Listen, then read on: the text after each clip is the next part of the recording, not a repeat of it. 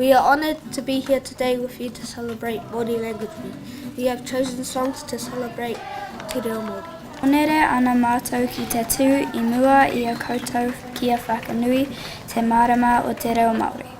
Kua kowhiria e mātou e tahi waiata e whakanui ai Te Reo. Me tīmata tātou. We've had war, we've had confiscation, we've had loss of identity, loss of place. Despite all of that, we will overcome it, we will endure, and we will continue to bubble forth. Te Reo provides that window into Māori ways of knowing, of being, and it's a beautiful thing. It's in our hands, whānau, so don't be shy, believe. Kia kahara tātou ki te āpaiaka I tō tātou reo. Let's embrace, let's nurture our reo for this generation and generations to come.